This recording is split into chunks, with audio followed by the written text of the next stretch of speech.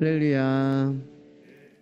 하나님의 말씀은 마태복음 11장 25절에서 30절까지 말씀 보도록 하겠습니다.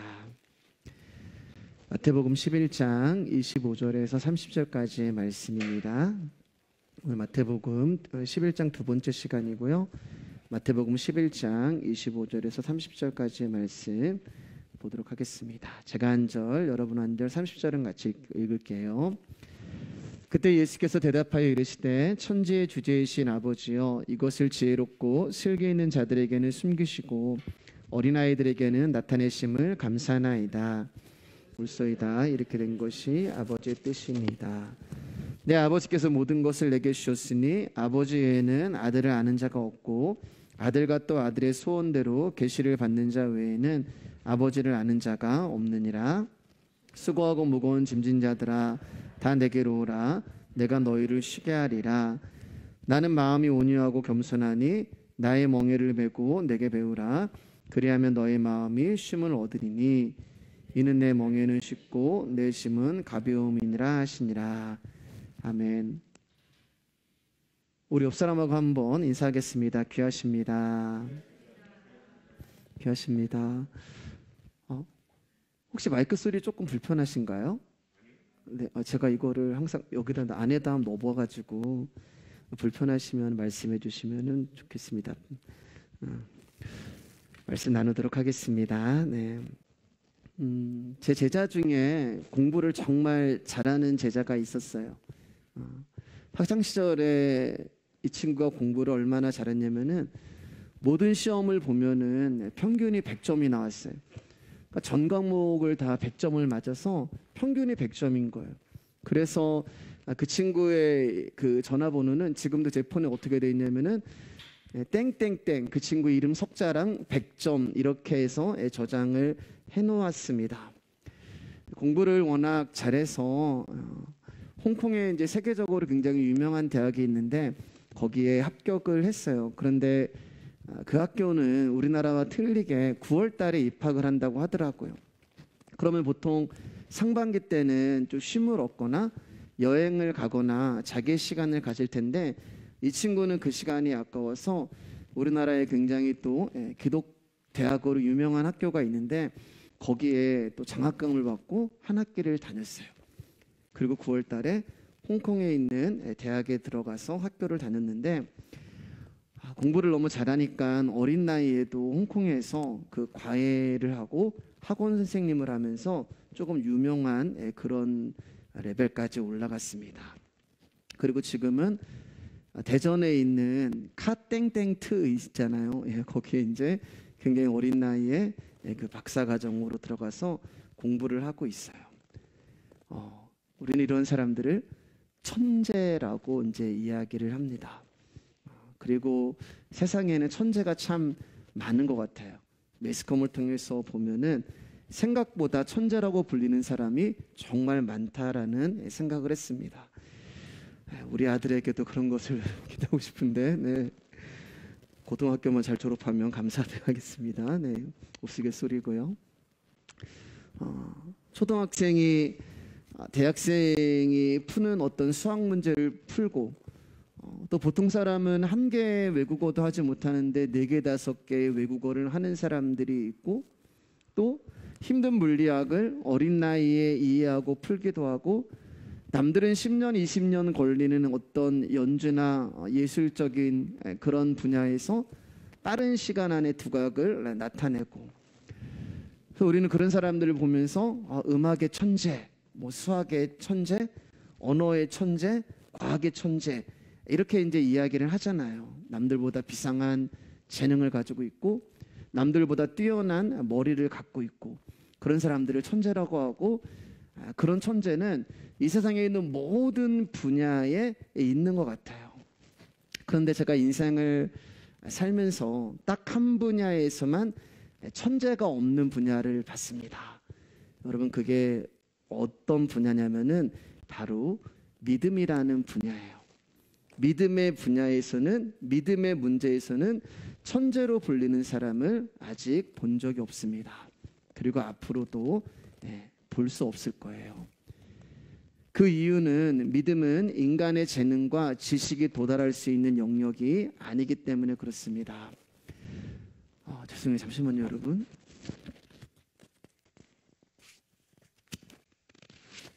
잠시만 기다려주세요.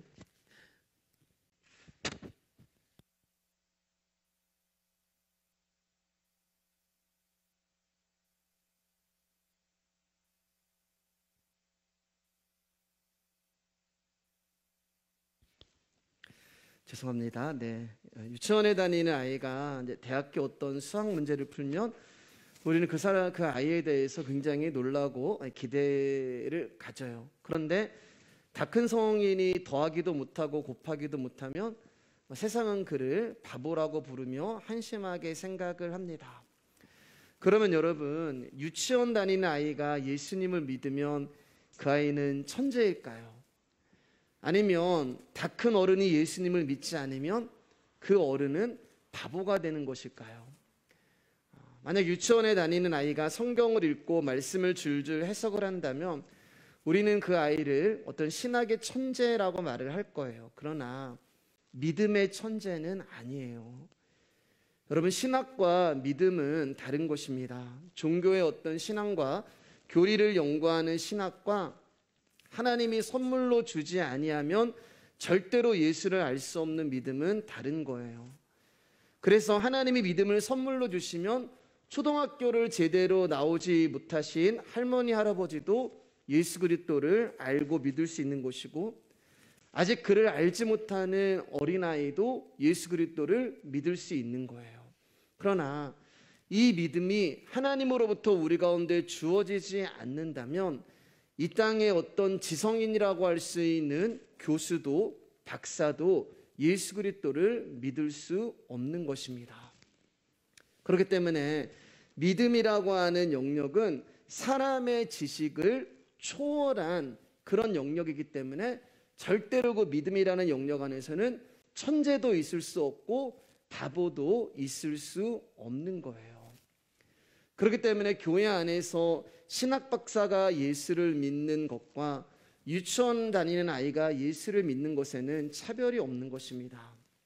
예수님이 나의 죄를 위해 대신해서 죽으셨고 예수님의 피가 나의 죄를 용서했음을 믿는 믿음은 유치원에 있는 아이나 신학 박사에 있는 사람이나 다 똑같기 때문에 그래요. 로마서 3장 22절 말씀입니다. 시작.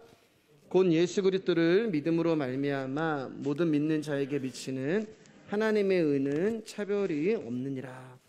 근데 여러분, 우리 가운데는 어떤 악한 본성이 있냐면 하나님을 믿는 하나님의 의는 믿는 사람에게는 차별이 없다라고 성경은 말씀하고 있는데, 우리 가운데 있는 어떤 악한 본성은 자신의 직분과 자신의 직위로 인하여 나의 믿음이 다른 사람보다 크다고 생각하는 그런 경향이 있어요.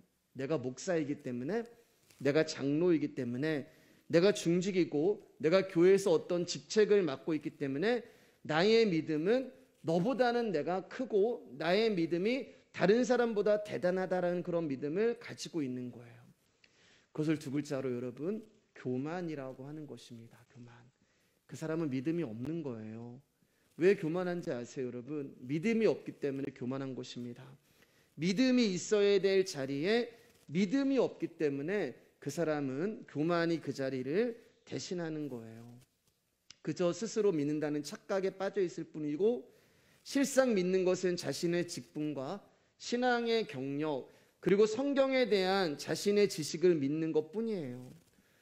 물론 여러분, 공부를 많이 한 사람과 그렇지 못한 사람이 예수님에 대해서 말하는 것은 분명히 차이가 있을 거예요. 성경적 지식이 풍부한 사람과 그렇지 못한 사람이 예수 그리스도에 대해서 말하는 것은 분명히 차이가 있습니다. 성경도 보면은 어부였던 베드로가 썼던 책과 사도 바울, 공부를 많이 한 사도 바울이 썼던 그런 책을 비교해 보면은 문장이나 단어나 깊이에 있어서 베드로와 바울의 분명한 차이가 있는 거예요. 그렇지만 여러분, 베드로가 믿는 예수님, 바울이 믿는 예수님이 다르지 않다는 것입니다. 베드로는 배우지 못해서 조금 못한 예수님을 믿는 것도 아니고, 바울은 많이 배웠기 때문에 조금 더 높은 곳에 계신 예수님을 믿는 게 아니에요. 차이는 있겠지만 언어적인 것들, 또 그분을 나타내는 어떤 이해함에 있어서 차이는 있겠지만 베드로가 믿는 예수님, 바울이 믿는 예수님, 베드로가 받은 믿음, 바울이 받은 믿음은 동일하기 때문에 차별할 수가 없다는 것입니다. 왜냐하면 믿음은 하나님이 우리에게 주시는 것이지 우리가 열심히 노력한다고 해서 우리의 수준에 따라서 믿음이 달라지는 것이 아니기 때문에 그래요. 저와 여러분이 예수를 믿는 것은 하나님이 우리에게 복음을 나타내셨고 그리고 그 복음을 믿을 수 있는 믿음을 주셨기 때문에 우리가 예수 그리스도를 주라 고백을 할 수 있는 것입니다. 그렇기 때문에 이 복음은 어린아이도 노인도 공부를 많이 한 사람도 그렇지 못한 사람도 건강한 사람도 아픈 사람도 부유한 사람도 가난한 사람도 예수를 믿는 것에 있어서는 차별이 없고 동일한 거예요. 우리가 지난주에 마태복음 11장을 시작을 하면서 세례 요한이 오실 그이가 당신이 맞습니까? 라는 질문으로 우리가 말씀을 공부를 했습니다. 예수님이 천국에서는 극히 작은 자라도 세례 요한보다 크다라고 말씀하시면서 이 땅에 하나님 나라가 침노하신 것을 말씀하셨고 그 하나님 나라는 다름 아닌 당신 자신임을 말씀하셨어요. 그런데 문제는 무엇인가? 하늘이 이 땅에 오셨는데 예수님을 믿지 않는 거예요. 하나님 나라를 담고 오신 하나님의 아들이 이 땅 가운데 오셨는데 이 땅에서 하나님을 열심히 믿는다고 하는 유대인들과 하나님의 말씀을 연구하고 하나님의 말씀의 지식이 풍부하다고 하는 종교 지도자들이 예수 그리스도를 영접하지 않는 것입니다. 그래서 예수님은 장터에서 노는 어린아이들의 비유를 통하여서 이 세대가 어떠한 상태인지를 철저히 폭로하고 있는 거죠. 하나님을 섬긴다고 말하고 성경을 안다고 이야기하고 하나님을 향한 신앙의 경력이 있다고 이야기하는 유대인들과 종교 지도자들이 하나님의 아들이 오셔서 복음을 증거하고 복음을 전달하는데 그 복음을 배척하고 거부하며 진리를 외면하고 받아들이지 아니하는 그분의 상태를 보시며 이것이 지금 얼마나 심각한 상태인지 심판을 받아야 되는 상태인지를 이제 예수님이 말씀을 하시는 거예요. 구체적으로 이제 몇 도시를 들어서 예를 들어 주십니다. 우리 20절에서 24절 말씀이에요. 같이 읽겠습니다. 시작. 예수께서 권능을 가장 많이 행하신 고을들이 회개하지 아니하므로 그때 책망하시되 화 있을진정 고라시나 화 있을진정 벳세다야 너희에게 행한 모든 권능을 두로와 시돈에서 행하였더라면 그들이 벌써 베옷을 입고 죄에 앉아 회개하였으리라. 내가 너희에게 이르노니 심판날에 두로와 시돈이 너희보다 견디기 쉬우리라. 가버나움아 내가 하늘에까지 높아지겠느냐 음부에까지 낮아지리라. 내게 행한 모든 권능을 소돔에서 행하였더라면 그 성이 오늘까지 있었으리라. 내가 너희에게 이르노니 심판날에 소돔 땅이 너희보다 견디기 쉬우리라 하시니라. 이제 여기 보면 이제 세 도시가 나온단 말이에요. 고라신이 나오고 벳세다라고 하는 도시가 나오고 가버나움이라고 하는 도시가 나오는데 이 세 도시의 공통점은 부유했다는 거예요. 그리고 풍요함이 넘쳤다는 것입니다. 그런데 20절 말씀을 보면 예수님이 뭐라고 얘기하시냐면은 권능을 가장 많이 행하신 고을들이라고 이야기를 해요. 그러니까 고라신과 벳세다와 가버나움은 예수님께서 이적과 기적과 권능을 행하셨는데 다른 어떤 도시들보다 더 많은 능력과 더 많은 기적과 더 많은 권능을 행하셨다라고 말씀을 하고 있는 거예요. 그러면 그렇게 예수님이 많은 권능과 이적을 행하셨으면 믿는 자들이 나와야 되는데 복음을 받아들이는 자들이 나와야 되고 예수님을 영접하는 자들이 나와야 되는데 안 나온다는 거예요. 가장 많은 권능을 행했음에도 불구하고 회개하지 않는다라고 성경은 말씀하고 있는 것입니다. 여러분, 벳세다에서 예수님 맹인을 고치셨고, 어떤 게 있었냐면 벳세다는요, 오병이어를 예수님이 행하셨던 도시예요. 5천 명이 넘는, 여자와 어린아이까지 합치면 2만 명이 넘는 사람들이 기적을 보고 기적을 체험했던 도시였는데, 그 도시에서 예수 그리스도를 영접하고 복음을 받아들이고 회개하는 영혼들이 나오지 않았다는 거예요. 그래서 예수님이 안타까워하시면서 소돔과 고모라가 너희들보다 더 심판의 견디기 낫다라고 그렇게 말씀을 하고 계시는 거예요. 자, 그런데 예수님이 이제 25절에서 이 세 도시와 이스라엘 백성들과 또 복음을 받아들이지 아니하는 유대인들과 유대 종교자들을 보시면서 이렇게 기도를 하세요. 25절 26절입니다. 시작. 그때 예수께서 대답하여 이르시되 천지의 주제이신 아버지여, 이것을 지혜롭고 슬기 있는 자들에게 숨기시고 어린아이들에게는 나타내심을 감사하나이다. 옳소이다. 이렇게 된 것이 아버지의 뜻이니이다. 복음을 받아들이지 아니하는 그 고라신과 벳세다와 가버나움을 보시면서 예수님이 안타까워하셔야 되잖아요. 왜 복음을 받아들이지 않지? 내가 이렇게 많은 권능과 이적을 행했음에도 불구하고 왜 얘네들이 회개하지 않지? 하면서 가슴을 아파하셔야 하는데, 예수님이 지금 기도하고 계시는 거거든요. 근데 이 기도를 보면은 감사합니다라고 이야기를 해요.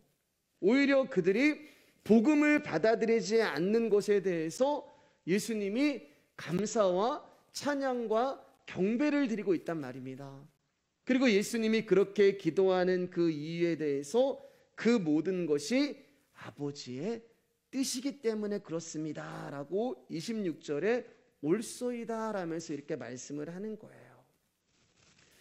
그러면서 여기 보면 이제 이것을 이렇게 얘기하잖아요. 25절에 아버지여, 이것을 지혜롭고 슬기 있는 자들에게는 숨기시고, 여기서 말하는 이것이 뭐냐면은 세례 요한에게 이야기했던 천국을 말하는 거예요. 천국이 이 땅에 침노했다라고 우리가 지난주에 배웠잖아요. 예. 우리가 천국을 침노할 수 있는 자가 아니에요. 우리는 천국에 갈 수가 없어요. 우리 힘으로는요. 그래서 천국이 우리를 침노하고 그 천국이신 자체 예수 그리스도가 이 땅에 오신 것입니다. 그게 침노한 거예요. 그게 바로 여기서 이것을이라고 얘기하는 거예요.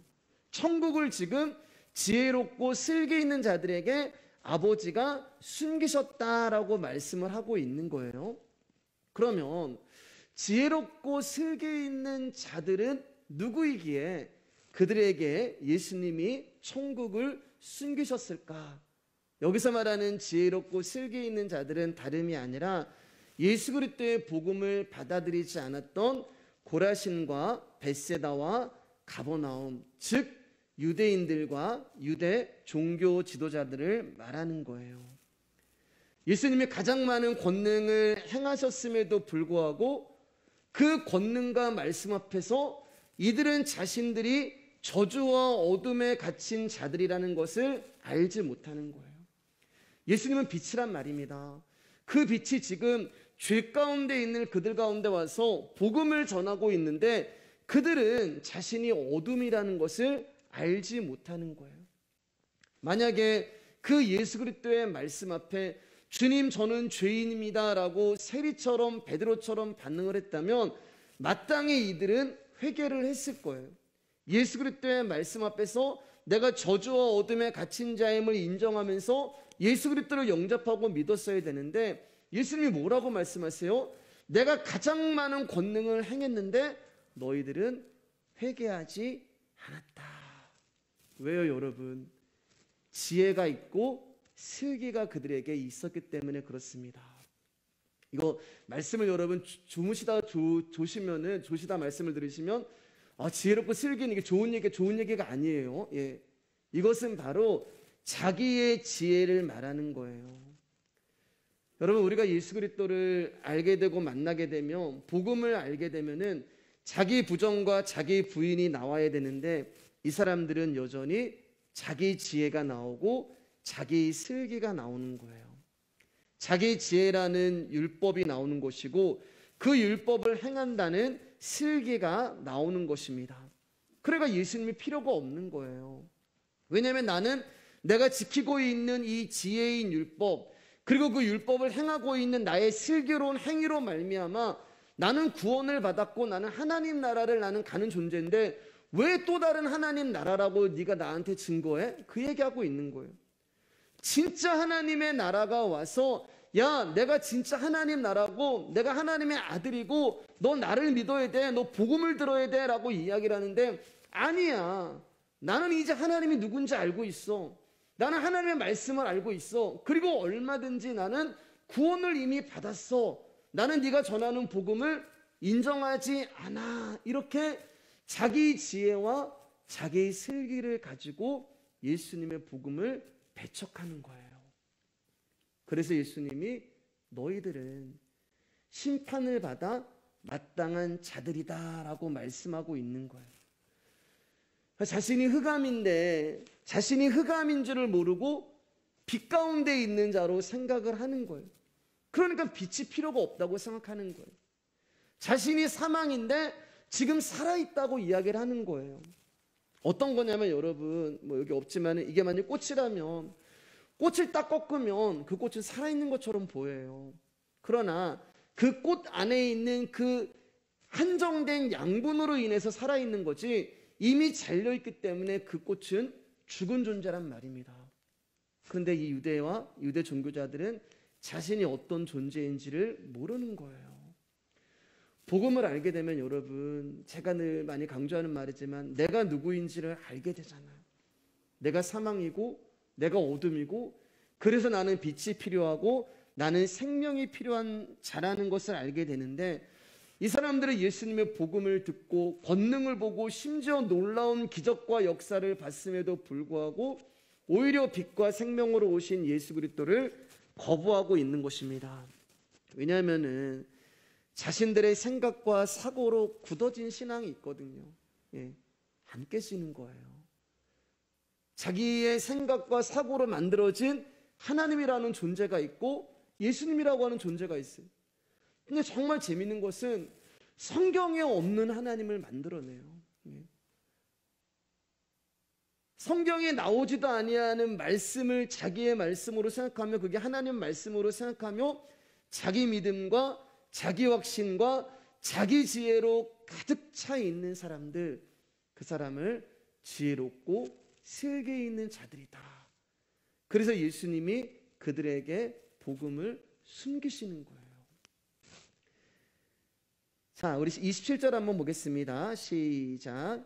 내 아버지께서 모든 것을 내게 주셨으니 아버지 외에는 아들을 아는 자가 없고 아들과 또 아들의 소원대로 계시를 받는 자 외에는 아버지를 아는 자가 없느니라.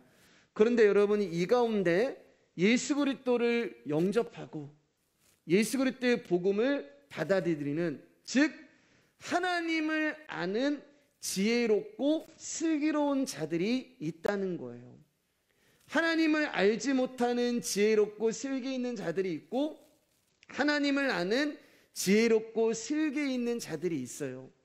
기준이 뭐냐? 다른 게 뭐냐? 아들의 소원대로 계시를 받는 자만 복음을 받아들일 수 있는 거예요. 저는 이 말씀을 준비하면서 제가 좀 많이 울컥했거든요. 아들의 소원. 여러분, 예수 그리스도의 소원이 여기 나오잖아요. 예수님의 소원이 뭐냐면 계시를 받은 자만, 이게 뭐냐면 말씀을 받는 자를 얘기하는. 그러니까 여러분, 말씀이 들리는 자만 하나님 아버지가 누구인지 알 수 있다는 거예요. 계시라는 것은 그 기도원 갔으면 뭐 그런 이제 신비한 어떤 그런 걸 말하는 게 아니에요. 어떤 신내림 같은 그런 걸 계시라고 이야기하는 것이 아니라, 계시는 여러분 하나님의 뜻과 하나님의 섭리와 계획과 마음을 아는 걸 계시라는, 당신의 마음과 당신의 뜻을 주시는 것을 계시라고 하는 거예요. 그런데 하나님이 우리 가운데 당신의 마음과 뜻을 보여주시고 알려주신 게 뭐냐면은 성경이란 말입니다. 말씀이라는 거예요. 그런데 이 말씀을 받는 자가 정해져 있다는 거예요. 아들의 소원대로 계시를 받는 자 외에는 아버지를 알 수가 없는 거예요. 복음을 들을 수가 없는 것입니다. 예수님이 누구인지를 알 수가 없는 거예요. 십자가가 무엇인지를 알 수가 없는 거예요. 그러니까 여러분, 우리가 바란다고 해서 바래지는 것도 아니고 우리가 찾는다고 해서 찾아지는 것이 아니에요. 보물은 여러분, 우리가 찾는 게 아니에요. 예, 발견되어지는 거예요. 보물찾기 하면 지난번에도 말씀드렸지만은 다 지나가는데 내 눈에는 보이잖아요. 똑같이 지나가는데 어떤 사람에게는 안 보이는데 내 눈에는 거기에 보물찾기 할 때 보물이 보이는 거예요. 왜요? 계시를 받은 자 외에는 이라고 이야기하잖아요. 그러니까 우리가 찾고 원해서 하나님의 말씀이 들리고 복음이 이해되고 예수 그리스도가 믿어지고 하나님 나라가 믿어지는 것이 아니라 오직 아들의 소원대로 계시를 받은 자만이 이 복음을 알고 믿고 들을 수 있다라고 말씀하고 있는 것이고, 그것이 뭐냐? 아들의 소원이라는 거예요. 예수님의 소원이라는 것입니다. 고린도서 12장 3절 말씀입니다. 시작. 그러므로 내가 너희에게 알리노니 하나님의 영으로 말하는 자는 누구든지 예수를 저주할 자라 하지 아니하고 또 성령으로 아니하고는 누구든지 예수를 주시라 할 수 없느니라. 그러니까 여러분, 믿음이라는 것은요, 육의 일이 아니에요. 아무리 신학 박사라고 하더라도 성령이 그 가운데 아들의 소원대로 계시를 받지 않으면 여러분, 예수 그리스도를 주라고 고백할 수가 없는 거예요. 그러니까 믿음이라고 하는 것은 영엘이란 말입니다. 저와 여러분들이 예수님을 주로 고백한다면 그것은 어디까지나 나의 육이 하는 게 아니라 내 안에 계신 성령으로 말미암아 되는 거예요. 우리의 믿음의 내용의 고백은 우리에게 아버지를 알게 하시고 그 아버지가 아들을 주로 고백하게 되었다는 것이 우리의 믿음의 내용의 고백이 되어야 하는 것입니다. 그렇기 때문에 우리가 교회 안에서 저 사람 막 너무 교회를 오래 다니고 직분 있고 신학을 했고 그래서 저분은 막 믿음이 대단할 거야, 그런 기준을 여러분 가지시면 안 되는 거예요. 제가 이제 친하게 지내시는 이제 장로님 한 분이 저한테 이런 고민을 하신 적이 있어요. 섬기시는 교회에 담임 목사님이 이제 소천을 하셨는데 새롭게 이제 담임 목사님을 모셔야 하는데 이제 당회에서 누구를 담임 목사님으로 모셨냐면은 신학교 교수님을 담임 목사님으로 모신 거예요. 당연히 신학교 교수님이니까 말씀이나 모든 면에서 정말 잘하실 거라고 믿었는데 그분으로 인하여서 교회가 너무 어려워진 거예요. 그 교수님이, 목사님이 복음을 가르치지 않고 말씀과 전혀 없는, 상관없는 이야기로 강단에서 시간을 보내다 내려오신다는 것입니다. 그러니까 교회가, 정말 탄탄하던 교회가 흔들려 버리기 시작하는 거예요. 그리고 결국에 그 목사님은 몇 년을 가지 못하고 교회를 사임하게 되었고, 그리고 새로운 담임 목사님을 모시려 하고 있다라는 그런 내용으로 저랑 이야기를 나눈 적이 있습니다. 서두에 그래서 제가 그 말씀을 드린 거예요. 아무리 똑똑하고 공부를 많이 했고 신학 박사고 교수라 할지라도 아들의 소원대로 계시를 받지 못하면 우리는 고라신과 벳세다와 가버나움이 될 수 있다는 거예요. 여러분, 이 말씀에 놀랍지 않으세요? 예수 그리스도의 소원이요, 저와 여러분이 이 땅에서 부자 되는 거 아니고, 저와 여러분의 이름이 높아지는 것을 원하시는 것도 아니고, 저와 여러분들이 높은 지위에 있는 것을 원하시는 것도 아니라 예수님의 소원이요, 계시를 받기 원하는 거예요. 저와 여러분들이 말씀을 받기를 원하는 것입니다. 그리고 이것은 영의 일이라고 말씀을 드렸잖아요. 그렇기 때문에 그분의 계시, 즉 말씀은 성령님이 들려주시고 보여주시고 깨닫게 해주시고 열어주시고 나타나게 해주셔야 하는 거예요. 사람의 지혜는 사람이 갖고 싶은 것을 찾아내고 사람이 보고 싶은 것을 보게 합니다. 그러나 하나님의 지혜는요, 사람이 보지 못하는 것을 보는 거예요. 지금 나에게 가장 필요한 것이 무엇인지, 지금 나에게 가장 유익한 것이 무엇인지, 지금 나에게 정말 내가 붙들지 아니하면 죽을 수밖에 없는 생명이 무엇인지를 알게 하시는 거예요. 보이지 않는 것을 예수 그리스도의 소원은, 하나님의 지혜는 보게 하는 것입니다. 그래서 저와 여러분에게 여러분 말씀이 들린다는 것은요, 우리가 이 영적인 일이 나에게 지금 일어나고 있다는 것은요, 여러분들이 이 말씀이 없으면 죽을 수밖에 없는 존재이기에 하나님이 지금 말씀이 생명수가 되게 해주셔서 여러분 가운데 부어주고 계시는 거예요. 여러분, 하나님 앞에 나올 때 여전히 자기의 지혜와 자기의 슬기를 가지고 나오는 자들이 있습니다. 그런데 여러분, 그런 사람들에게는 하나님은 열어주지 않으세요. 성령님은 보여주지도 않으시고 들려주지도 않으시고 깨닫게 해주지도 않으세요. 왠지 아세요, 여러분? 나의 지혜를 가지고 나오기 때문에 그래요.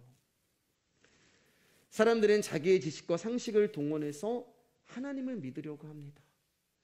자기의 상식과 지식을 동원해서 하나님을 이해하려고 하고 하나님의 일을 해석하려고 해요. 그러니까 아들을 보내신 하나님의 뜻에는 무관심하고, 다만 인간이 어떻게 하는 것이 하나님께 나아가는 길이고 하나님을 기쁘시게 하는 것인가, 거기에만 몰두하는 거예요. 그러니까 하나님은 하나님에게 나올 수 있는 아들 예수라는 길을 우리 가운데 주셨는데, 우리는 그 아들 예수의 길을 찾지도 않고 가지도 않고 또 다른 길을 개척하고 있는 거예요. 인간이 이렇게 하면 하나님이 기뻐하실 거야. 우리가 이렇게 하면 하나님이 좋아하시는 거야. 이렇게 해야지 하나님께 영광이 되는 거야. 지금 하나님은 아들 예수라는 길을 우리 가운데 주셨는데, 지금 많은 사람들은 그 예수라는 길로 가지 아니하고 자기의 지혜와 자기의 슬기를 가지고 이렇게 해야지 하나님이 기뻐하셔, 이렇게 해야지 하나님 영광 받으셔, 이렇게 하는 것이 하나님 앞에 만족을 드리는 거야 라면서 철저하게 생명의 사건을 외면하고 있단 말입니다.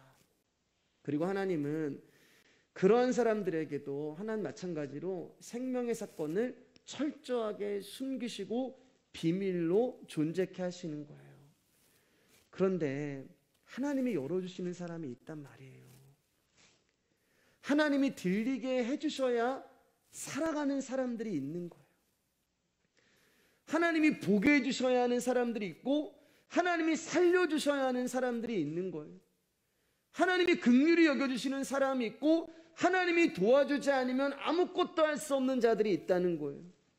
하나님이 함께하지 않으면 먹을 수도 없고, 하나님이 함께하지 아니하면 잘 수도 없고, 하나님이 함께하지 아니하면 걷지도 못하고, 하나님이 함께하지 아니하면 한 걸음도 나아갈 수 없는 자들이 있다는 거예요. 그들이 누구예요, 여러분? 어린아이예요. 그래서 지혜롭고 슬기 있는 자들에게는 숨기셨지만 어린아이에게는 나타내셨다라고 말씀하고 있는 거예요. 어린아이는 자기의 힘으로 아무것도 할 수 없습니다. 부모가 없으면 아무것도 못해요.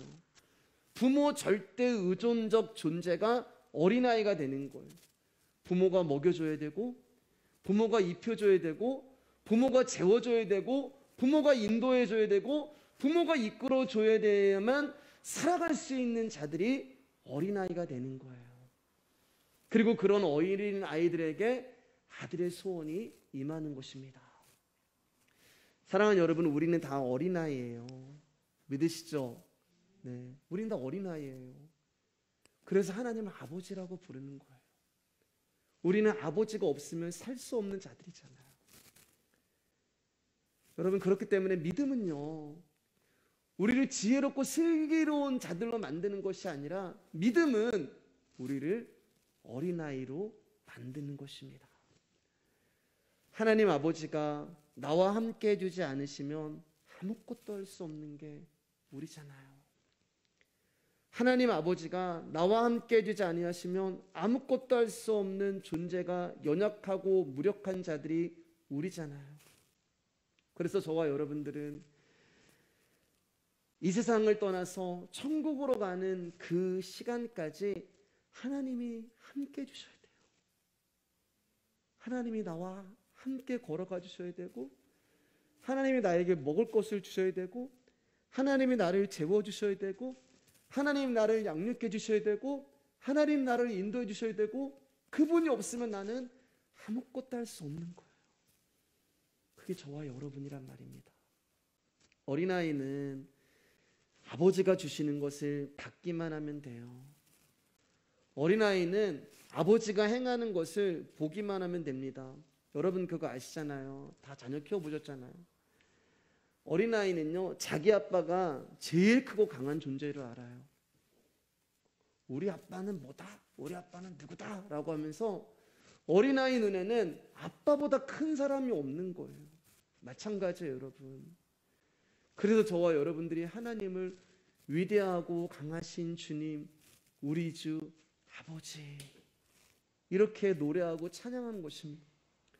저와 여러분들이 하나님이 우리를 천국으로 인도하실 때까지 해야 될 것이 있다면, 그분은, 우리 아버지는 크신 분이고, 우리 아버지는 위대한 분이고, 우리 아버지는 강한 분이라는 것을 외치기만 하면 돼요. 그래서 하나님이 너희들이 결탄코 어린아이와 같지 아니하면은 하나님 나라에 들어갈 수 없다라고 말씀하신 것입니다. 아버지만 의지하고 신뢰하는 자들, 그래서 저와 여러분들은 천국 갈 때까지 어린아이로 주님 앞에 서는 거예요. 근데 27절을 자세히 보시면 예수님이 뭐라고 말씀하시냐면, 아들을 아는 자가 없고 아버지 외에는, 그러니까 아버지만 아들을 아는 거예요.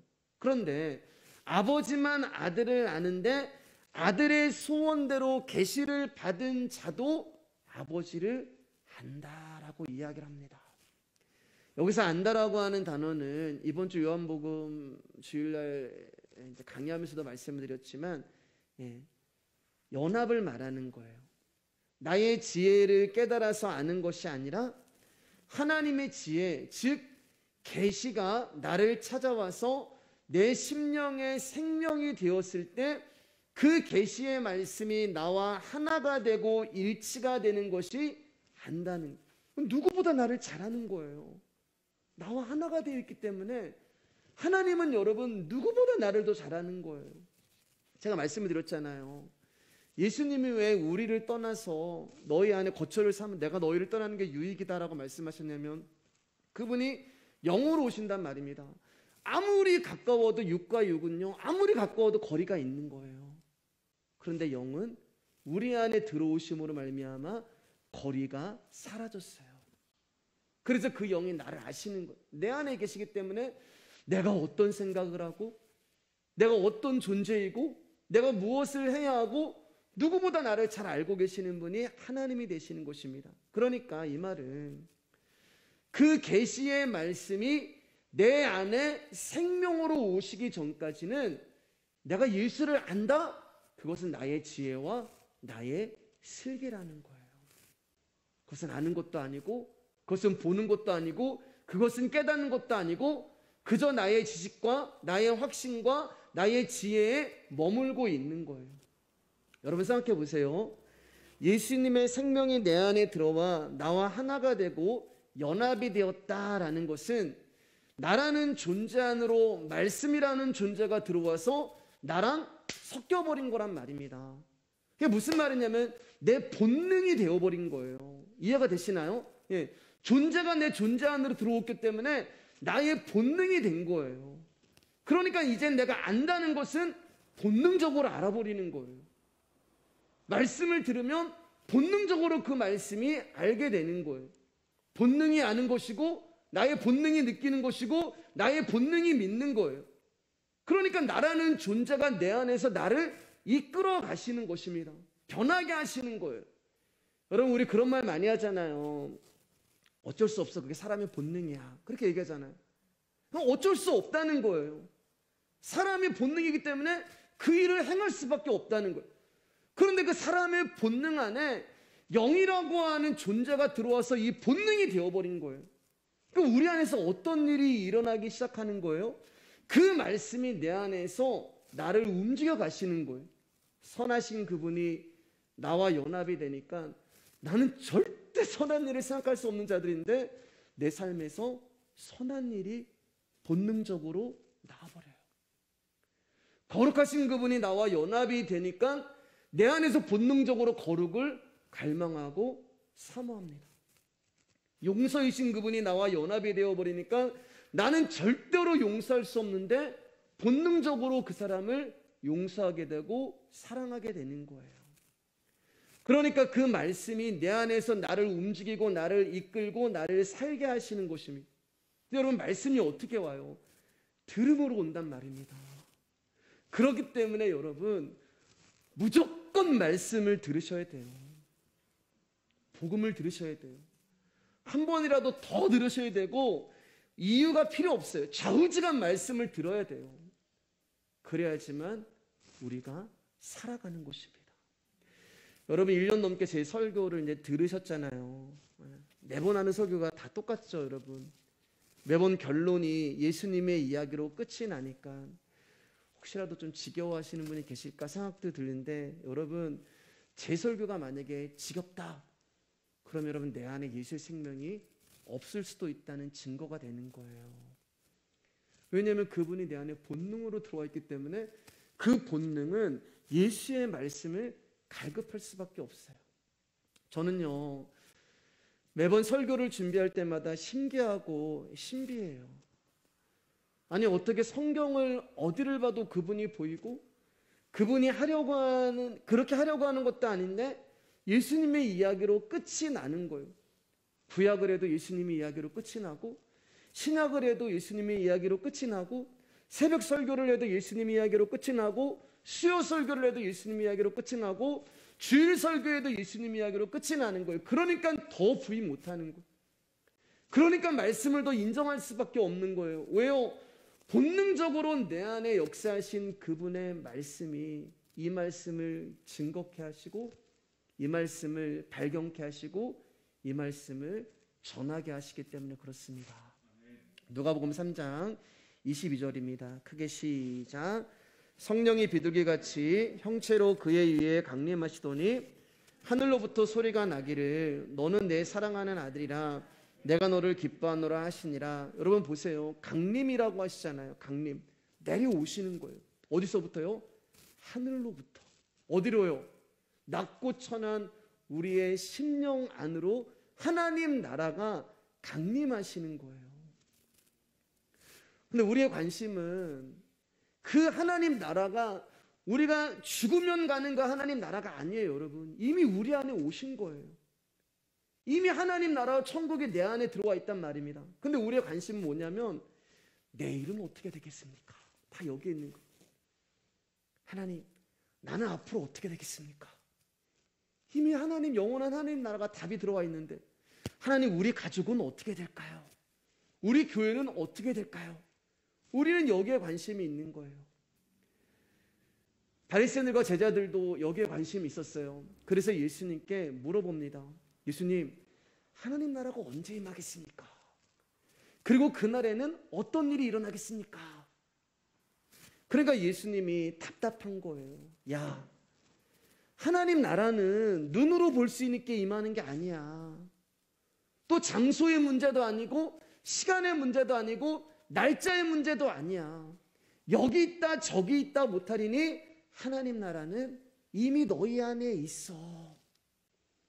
그게 뭐냐면은 하나님 나라를 담고 오신 예수님이 자기랑 지금 계속 얘기하고 계시는데, 하나님 나라이신 그 예수 그리스도와 함께 3년 반 동안을 같이 이야기를 했는데 제자들의 관심이 뭐냐면 하나님 나라가 언제 임하겠습니까?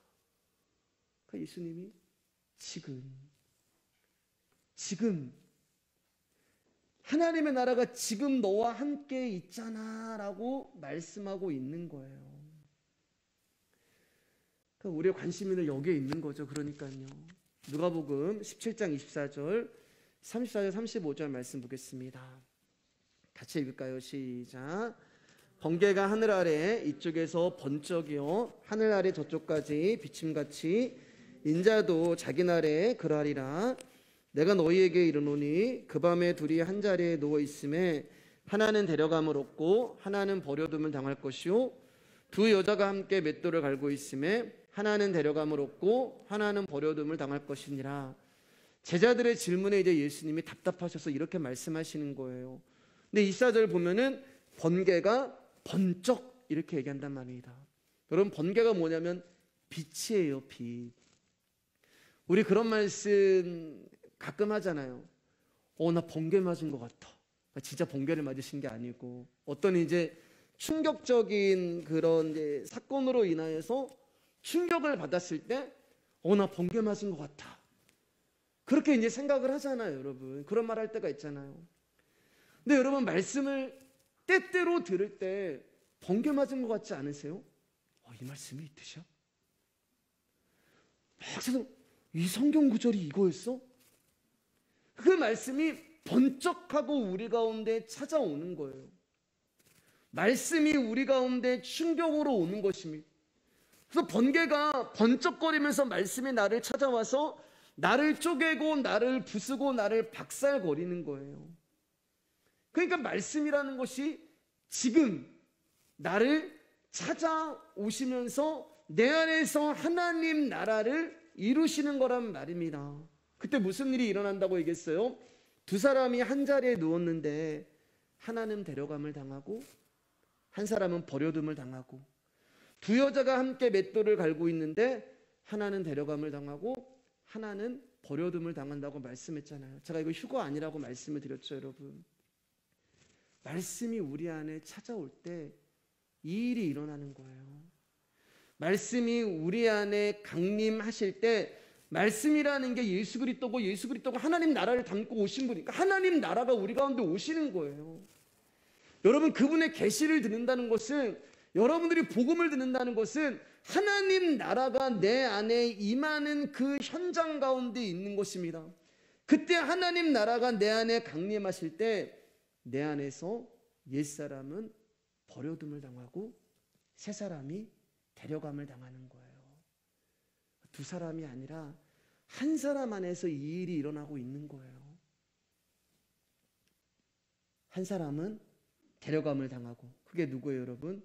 우리의 겉사람은 우리의 겉사람은 버려둠을 당하고, 구원받은 저와 여러분의 속사람은 데려감을 당하는 거예요.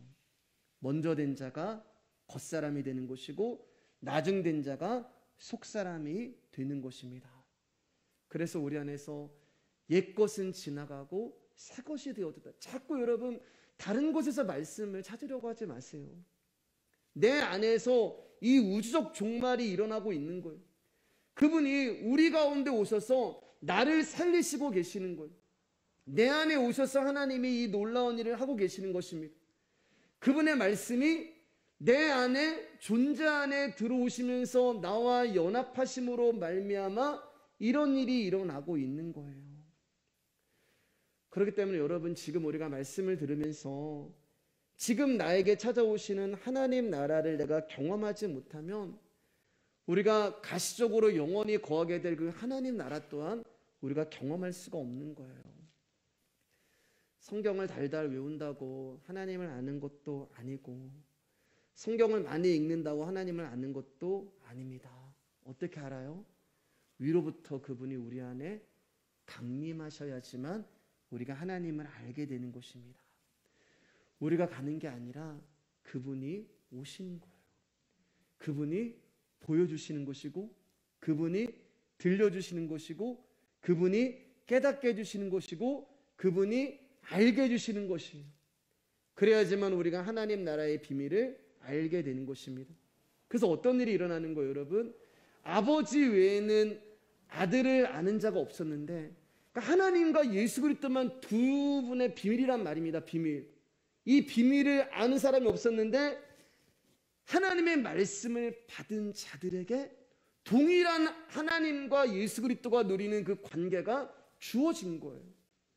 그래서 저와 여러분들이 말씀을 통하여서 하나님 나라를 알게 되는 거예요. 예수 그리스도가 누구인지를 알게 되는 거예요. 그게 복음이 들리는 영광이 되는 것입니다. 우리 28절 30절 말씀입니다. 시작. 수고하고 무거운 짐진 자들아 다 내게로 오라. 내가 너희를 쉬게 하리라. 나는 마음이 온유하고 겸손하니 나의 멍에를 메고 내게 배우라. 그리하면 너희 마음이 쉼을 얻으리니 이는 내 멍에는 쉽고 내 짐은 가벼움이니라 하시니라. 그러면 이제 오늘날 이제 어떤 교회 전도지에 거의 빠지지 않고 등장하는 이제 단골 구절이죠. 예수 그리스도께서 세상에서 온갖 생활과 인생살이에 시달린 사람들을 초청하여 그분께 나오면 그분은 우리의 모든 짐을 수고로부터 해방시켜 준다라는 그런 뜻으로 이 말씀을 알고 있잖아요. 그런데 여러분, 이 말씀은 절대 그런 뜻이 아니에요. 지금 예수님이 하나님의 말씀에 대해서, 복음에 대해서, 하나님 나라에서 갑자기 얘기하면서 갑자기 우리가 이 땅에서 살아가는 그런 인생에 대해서 말씀하는 것이 아니란 말입니다. 만약에 여러분이 이 말씀을 그렇게 받으시면은 예수님이라고 하는 존재는 그저 나의 인생에 나의 고생과 수고를 쉬게 하는 분으로 생각할 뿐이에요. 그러면 구원이라는 것을 어떻게 생각하냐? 그런 사람들은 나의 죄와 연관시켜서 생각하지 않아요. 나의 죄 때문에 이 땅에 오신 예수님이 아니라 나의 인생의 무거운 짐과 고생과 수고를 몰아가는 환경들로부터 나를 해방시켜 주시기 위해서 오신 분으로 믿어버리는 거예요. 그건 예수님이 이 땅에 오셔서 십자가 주실 이유가 없는 것입니다. 이 말씀은 그런 말씀이 아니에요. 사람들은 어떤 환경에서도 마음의 쉼을 얻지 못해요. 여러분, 돈이 많으면 근심이 없을 것 같은가요? 아닙니다, 여러분. 부잣집 자녀들도 자살을 하잖아요. 예. 돈이 많으면 조금 덜 하겠지만 마음의 근심이 없지 않아요. 우리는요, 아무리 환경적으로 물리적으로 풍요한다 하더라도 인간은 죄라는 죄성을 가지고 있기 때문에 스스로 짐을 만들어서 지는 사람이, 예. 돈이 많은 사람은 돈이라는 짐을 져요. 예. 이 돈이 막 빠져버리면 어떡하지? 그렇게 많은데도 짐을 짓는 거예요. 그러니까 우리는 환경이 개선이 된다고 해서 쉼을 얻을 수 있는 자들이 아니에요. 또한 인생의 짐을 짐으로 느끼지 않을 마음도 우리에게는 없습니다. 우리는 욕망의 존재이기 때문에 욕망이 사라지지 않는 한 짐을 짐으로 느끼지 않는 마음 또한 사라지지 않아요. 멀리 갈 것도 없어요, 여러분. 여러분 인생 한번 보세요. 만약에 이 말씀이 그런 마음이라면 여러분들은 수고하고 무거운 짐이 없으셔야 돼요. 피곤하시잖아요. 예수님 믿는데도 내 삶이 지치잖아요. 내가 예수님 믿는데도 내 삶이 고단하잖아요. 그러니까 이 말씀은 그 말씀이 아니에요. 그럼 이 말씀의 진리는 무엇인가? 28절 29절을 자세히 보면은 수고하고 무거운 짐진 자들아 다 내게로 오라. 내가 너희를 쉬게 하리라. 그리고 나는 마음이 온유하고 겸손하니 나의 멍에를 베고 내게 배우라. 그리하면 너희 마음에 쉼을 얻으리니. 이렇게 말씀하시잖아요. 그러니까 수고하고 무거운 짐을 지는 이유와 원인이 있다는 거예요. 수고하고 무거운 짐을 지는 그 원인과 이유가 뭐냐? 그것은 예수님의 가르침을 배우지 않았기 때문에 그렇습니다. 그래서 예수님이 수고하고 무거운 짐진 자들아 내게로 와서 배워라 라고 얘기하는 거예요. 그러면 지금 수고하고 무거운 짐진 자들은 어떤 다른 것을 배우고 있다는 얘기잖아요. 다른 가르침으로 인하여서 그들이 수고와 짐을 지고 있다는 것입니다. 그게 뭐예요, 여러분? 앞에 말씀하고 연결되는 거예요. 바로 스스로 지혜롭다고 여기고 스스로 슬기롭다고 여기는, 즉 자기 지혜와 자기 확신, 자기 만족을 말하는 거예요. 그것을 가지고 하나님 앞에 나가는 것입니다. 하나님의 지혜인 율법을 지키고 하나님의 지혜인 그 율법을 실천하는 것이 그들 가운데는 쉼이라고 생각을 했던 거예요. 그런데 여러분, 되던가요? 중요한 거는 안 된다는 거예요. 왜요? 우리는 강도 만난 자거든요. 강도 만난 자가 지금 누구를 도와줘요? 강도 만난 자가 어떻게 이웃을 사랑하고 자기 살기도 지금 지금 헐떡헐떡거리고 있는데 우리는 그 말씀을 지킬 수도 없고 지키지 못하기에 실천할 수도 없는 것입니다. 여러분, 이 당시 하나님의 율법은 두 가지 있어요. 하라, 하지 말아라. 그런데 이것을 우리는 지킬 수가 없어요. 신앙생활하는 게 힘든 거예요, 여러분. 규율과 율법과 심지어 예배, 기도, 봉사, 헌신, 이런 것들이 하나님을 사랑하는 거고 믿음이 있는 거라고 생각하는데 때로는 그게 너무 무거운 거예요. 신앙생활하는 게 너무 피곤한 거예요. 우리 교회 한 집사님이 그런 고백하시더라고요. 목사님, 저는 교회가 직장처럼 여겨졌습니다. 그렇게 고백을 하시더라고요. 교회 가는 게 부담이 되고 교회 가는 게 짐이 되는 거예요. 예배 한 번 빠지면 짐이 되고, 봉사 못하면 짐이 되고, 헌신 못하면 짐이 되고, 헌금 못하면 짐이 되고, 이웃을 사랑하지 못하면 짐이 되고, 기도 안 하면 짐이 되고, 성경 안 읽으면 짐이 되고, 이상하게 하나님을 알아가는 것들인데 하나님을 알아가면 알아갈수록 점점 짐이 무거워지는 거예요. 하나님을 알아가면 알아갈수록 기쁨이 넘쳐야 되고 자유가 와야 되는데 힘이 들고 피곤하고 고단한 거예요. 그러니까 자꾸 어떻게 되냐, 말씀이 아닌 다른 것들로 그것을 해결해 보려고 하죠. 그러니까 인간적인 모임을 많이 만들어 버립니다. 행사를 만들기도 하고 이벤트를 만들기도 하고, 처음에는 기쁘고 재밌는데 이것도 여러분 재료가 떨어지는 거예요. 아까 작년에 한 거잖아. 교육자들 모여가지고 이제 회의하면, 제가 이제 저기 큰 교회 뭐 8,000명 모이는 교회도 있었단 말이에요. 거긴 맨날 아이디어를 내야 돼요.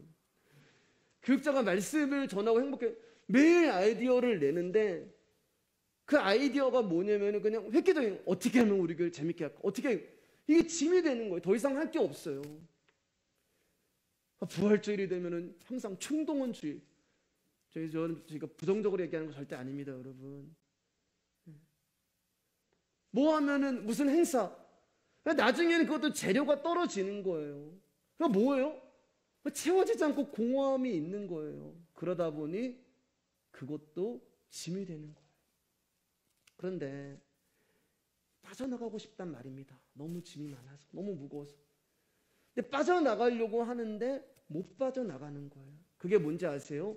그게 수고예요, 수고. 이 짐에서 내가 빠져나가려고 하는데 그게 수고가 되는 거예요. 짐은 점점 무거워지고, 빠져나가려고 하는데 빠져나가지지 않고 수고하고, 수고하면 할수록 짐은 점점 무거워지고, 빠져나가려고 수고하면 또 짐이 쌓이고, 이게 계속 반복되는 거예요. 그래서 무슨 일이 일어나는 거예요? 무거운 짐을 나홀로 지고 견디다 못해 쓰러질 때. 그 찬양 가사가 괜히 쓰인 게 아니에요, 여러분. 그 다음이 뭐예요? 불쌍히 여겨 구원의 진리, 은혜의 주님, 오직 예수. 그래서 예수님이 오시는 것입니다. 뭐라고요? 내게로 오라. 말씀하시잖아요. 내게로 오라. 근데 여러분, 참 이상하죠. 예수님은 나에게 오라 하시면서 항상 당신이 오세요. 야, 지금 누가 나에게 오고 있다, 이렇게 말씀하시는데 보면은 당신이 가고 있어요. 왜요, 여러분? 우리는 못 가요. 강도 만난 자가 어디를 갑니까? 그래서 사마리아인 예수 그리스도가 오시는 거예요. 38년 된 병자가 어디를 가요? 한 발자국도 못 움직이는데. 그래서 그분이 오시는 거예요. 그런데 예수님은 항상 우리가 가지 않고 당신이 오시면서 우리를 그렇게 인정해 주시는 거예요. 야, 지금 내 아들이 나한테 오고 있어. 당신이 가면서. 나는 정말 관심도 없고 나는 예수님 찾지도 않는데, 야, 제가 내 이름을 불렀어. 그분이 오시는 거예요. 그 문제의 해결자로 오시는 것입니다. 여러분, 우리는 흑암 가운데 있어요. 사람들이 얘기합니다. 야, 그 흑암에서 나와. 짐이에요, 흑암이라는 짐. 그래서 거기서 빠져나오려고 막 수고한단 말이에요. 그래서 겨우 빠져나온 것 같은데 딱 보면 또 흑암이에요. 왠지 아세요, 여러분? 내가 흑암 자체거든요. 내가 흑암 자체인데 거기서 아무리 발버둥 쳐봤자 나와봤자 또 흑암인 거예요. 근데 짐이 너무 무거운 거예요. 그러면 어떻게 해야 돼요? 간단해요, 여러분. 빛이 오시면 되는 거예요. 그래서 번개가 번쩍하고 임하는 거예요. 내가 발버둥 쳐봤자 안 되는 것입니다. 흑암에서 나올 수 있는 유일한 길은 빛이 오시는 거예요. 그런데 여러분, 말씀이 빛이잖아요. 그래서 여러분, 말씀을 들으셔야 되는 거예요. 그게 우리 가운데 쉼을 주시는 유일한 길이고 방법이 되는 것입니다. 그러니까 여러분, 우리의 출발이 어디서 시작이 되는지 아시죠? 흑암에서 시작되는 거예요. 죄의 자리에서 출발하는 것입니다. 복음은 비로소 궁핍해져서 쥐업 열매 하나 먹을 수 없는 그 상태가 되었을 때, 그때 아버지가 생각이 나는 거예요. 그리로 강림하시는 것입니다. 전능하신 하나님이 돼지 우리에서 쥐업 열매나 먹고 있는 벌레 같은 내 안으로 들어오신 거예요. 그때 아버지가 생각이 나는 거예요. 그 전까지는 생각이 안 났어요. 왜요? 내가 의지할 것도 있고 아직 돈도 있고 힘도 있고 내가 연락 한 번 하면 나를 도와줄 사람도 있고.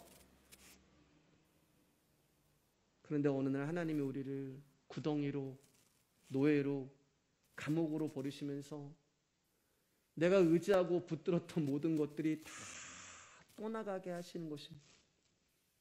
그리고 더 이상 내려갈 수 없는 그 바닥에서 하나님이 우리로 하여금 예수 그리스도를 부르게 하시는 거예요. 여러분, 우리가 모든 것을 이뤄도 한 가지 할 수 있는 게 있단 말이에요. 우리가 정말 감옥이라는 바닥 안에 내려가도 우리가 한 가지 할 수 있는 게 그게 뭐냐면 예수님의 이름 부르는 거예요. 다른 선택 없어요, 여러분. 환도뼈가 부러졌는데 보니까 내 앞에 있는 존재가 가려고 하네. 이 존재가 떠나면 난 죽을 것 같은 그 사람 잡을 수밖에 없는, 필사적으로 잡는 거예요. 예수 이름 부르면서 예수님 나 좀 살려주세요. 예수님 나를 버리지 마세요. 예수님 내 짐이 너무 무겁고 힘이 들어요. 예수님 난 더 이상 내려갈 곳이 없어요. 저 좀 살려주세요. 그때 그분이 오시는 거예요. 내가 낫고자 하느냐. 여러분, 낫고자 하는, 그러면 낫고 싶습니다. 우리 아무것도 못하지만 소원은 있잖아요. 소원은 있잖아요. 예수님이 낫고자 하느냐. 예수님 낫고 싶습니다. 내 소망은 얘기할 수가 있잖아요, 여러분. 그분 앞에. 하나님, 내가 너무 힘듭니다. 하나님, 내가 너무 지치고, 하나님, 내가 너무 힘들고 괴롭고. 우리가 아무것도 못하지만 입은 살아있잖아요, 여러분. 입은 살아가지고 그분의 이름을 부르면서 우리가 기도할 수 있는 거예요. 여러분, 왜 예수님이 당신의 말씀을 우리에게 주시는 것이 소원이라고 한지 아세요? 말씀을 받은 자는요, 예수님의 이름을 부르기 때문에 그렇습니다. 그 말씀 앞에서 내가 흑암이고 죽음이라는 것을 본 자들은 예수님의 이름을 부르게 되어 있는 거예요. 그분 말고 내가 살 수 있는 길이 없기 때문에 그렇습니다. 우리가 아무리 주홍빛 같은 더럽고 악한 죄를 지었다 할지라도 그곳에서 예수 그리스도의 이름을 부르면 그분이 오셔서 우리의 죄를 사해 주시고 용서해 주시고 자비를 베풀어 주시고 거기서 우리를 건져 주시는 분이 나의 아버지가 되기 때문에 그렇습니다. 말씀을 정리하겠습니다, 여러분. 예수님이 수고하고 무거운 짐진 자들아 내게로 오라라고 하실 때 그 짐을 벗겨준다고 말씀하지 않으세요. 그러면서 뭐라고 이야기하냐면은 내가 너희를 쉬게 해줄게. 근데 이 쉼이 뭐냐면 우리의 마음의 쉼을 말하는 거예요. 그러니까 이 수고하고 무거운 짐이라는 것은 결국 내가 인생을 살면서 살아가는 그런 고단함이 아니라 내 마음에서 해결되지 아니하는 죄의 문제를 말씀하고 있는 것입니다. 근데 예수님이 그것을 해결해 주는데 어떻게 해결해 주시면은 당신의 멍에를 주신대요. 내 멍에는 쉽고 내 짐은 아니 짐을 덜어 주셔야 되는데 지금 거기에다가 당신이 더 멍에를 씌워 주신다고 말씀하고 있는 것입니다. 그런데 여러분, 이 멍에가 뭔지 아시죠? 소 할 때 이제 그 수레나 쟁기를 끌 때 이렇게 소 어깨에다 딱 올리는 그 나무를 말하는 거잖아요. 그러면 그 멍에를 딱 소한테 얹히면 어떤 일이 되냐면은 그 소는 자기 마음대로 갈 수가 없어요. 자기가 가고 싶은 거, 자기가 하고 싶은 거를 할 수가 없어요. 그게 누구예요? 베드로예요. 젊어서는 네가 원하는 곳으로 갔지만 늙어서는 예수님이 멍에라는 허리띠를 베드로에게 꽉 쥐고 예수님이 끌고 가시는 거예요. 그런데 그분의 멍에는 쉽고 내 짐은 가볍다라고 말씀하고 있잖아요. 왜 여러분? 나는 죄의 문제를 해결할 수 없어서 그게 너무나 무거운 짐이었는데, 그래서 그 멍에를 내가 들 수도 없고 그 자리에 주저앉았는데, 이제 그 멍에를 들어주실 수 있는 예수 그리스도가 나에게 찾아오신 거예요. 나는 그 멍에가 너무 무거워서 쓰러졌는데 이제는 그 멍에를 들어주시고 해결이 될 수 있는 분이 그 멍에를 들어주신 것입니다. 그러면 여러분, 그때부터는 내 일이 아니에요. 그 전까지는 이 죄의 문제가 나의 일이었는데 그분이 나한테 오심으로 말미암아 이제는 나의 일이 아니라 그분의 일이 되는 거예요. 저와 여러분들은 그분의 이름을 부르시기만 하면 됩니다. 예수님, 나에게 와달라고, 나를 도와달라고 그분의 이름을 부르시기만 하면 되는 거예요. 여러분, 어린아이들이 이제 말씀하실게요. 바깥에서 막 놀잖아요. 막 놀다 보면은 얼굴에 때도 묻고 옷에 먼지도 묻히고 집에 딱 들어온단 말이에요. 근데 부모가 딱 그 모습을 보면은 답답한 거예요. 왜냐면 아이는 자기가 얼마나 더러운지를 몰라요. 어린아이는요. 근데 부모의 눈에는 보이는 거예요. 먼지를 뒤집어 쓰고 얼굴에는 때국물이 줄줄줄 흐르고 오직 부모만 보이는 거예요. 내 새끼이기 때문에. 그러면 부모는 그 아이를 씻겨주고 단장을 시켜주는 거예요. 내 새끼이기 때문에. 내 자식이기 때문에 엄마의 눈에만 그 모습이 보이는 것입니다. 아이들은 그럼 어떻게 해요? 몰라요, 자신이 얼마나 더러운지. 근데 문을 열고 딱 들어가면 어떻게 해요? 어린아이들이 엄마 하면서 달려가잖아요. 다른 집 부모는 밀쳐낼 거예요. 엄마 하면 달려가면 밀쳐낼 거예요. 근데 우리 부모님은, 우리 아버지는, 우리 엄마는 밀쳐내지 않잖아요. 엄마하고 자기 품에 안기는 그 자식을 부모는 미워할 수가 없는 거예요. 내 새끼이기 때문에. 그래서 깨끗이 씻겨주고 머리도 빗겨주고 깨끗한 옷으로 갈아입혀 주는 것입니다. 우리는 스스로 못해요, 여러분. 말씀을 듣는다는 것은 십자가를 듣는 것입니다. 십자가에서 예수님이 나를 얼마나 사랑하셨는지, 그분이 나를 살리시기 위해서 왜 죽으셨는지, 그것을 듣는 거예요. 그리고 내가 붙들고 의지해야 될 분이 누구신가를 듣는 거예요. 그렇게 우리가 그분을 듣고 알아가고 그분을 향할 때 여러분, 그분이 때로는 나의 눈곱도 떼어주실 것이고 나의 흉물도 가려주실 것이고 나의 더럽혀진 때도 지워주실 것입니다. 우리가 하는 것이 아니라 그분이 하는 것입니다.